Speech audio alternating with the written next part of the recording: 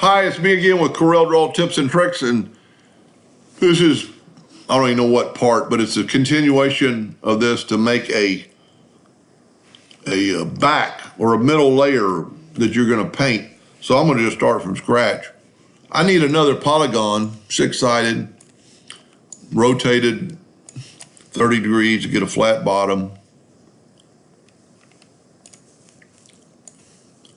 And put it in the center of the page. I need it to be smaller than the original. So I'm going to hold down the shift key and bring it in. As long as that's a little bit too close. For me, you won't be able to see it from the front of the clock. And then if you put another layer MDF on top of there, it'll help you.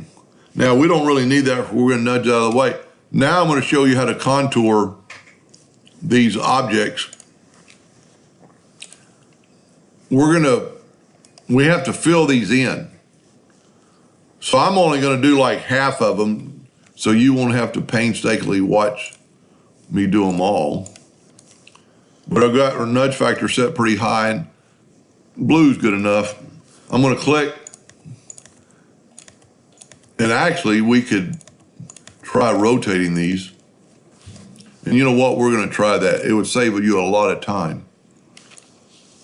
I'm going to left click, right click in black. I'm going to go to object and I'm going to go to effects and contour. I'm going to contour that line 0.08 to the inside in red. And yes, this is going to save you a lot of time to contour it this way, just doing a section at a time. And a lot of times if you get a double rotation, it's because the bounding box on these are big. So if you hit there and then go back to here, you're inside that bounding box, so it's going to pick that one again. So click off of it. Now there's a couple of ways we could do this. If you did them all, you could do find and replace on all the red, but we don't have that many. So we're going to go to, well, first of all, we have to break the contour apart, go to object, break the 20 objects apart. Now we're going to take that red and nudge it over.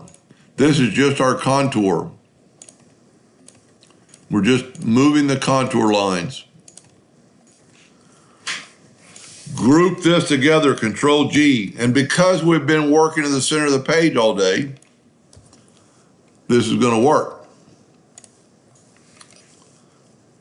Let me zoom in here. Control D and make a duplicate of it. Move the rotation in the center. A lot of times it doesn't look like it, but it is. Rotate this 60 degrees. Control D. Sometimes it works, sometimes it doesn't. Just make it 120. Control D. Make it 180. I clicked off of it. This thing, I made the problem that time. Control D, Control D. Control G, group it together. Bring in our other polygon. Now this is that saved a lot of time than doing them all. Now let's make a duplicate of this polygon. Control D, and remember it's smaller. So we're going to fill that one in with a light blue. We're going to take the Smart Fill tool and fill this one in with a little bit lighter blue. And then we're going to fill in our drawing with a dark blue. Now we can nudge this over. It's already on the back of the page. So this is what your clock's going to look like.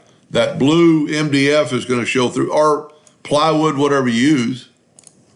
And then that's going to go on top of it. That's what your clock's going to look like. Of course, you're going to want to spin it 90 degrees or 30 degrees.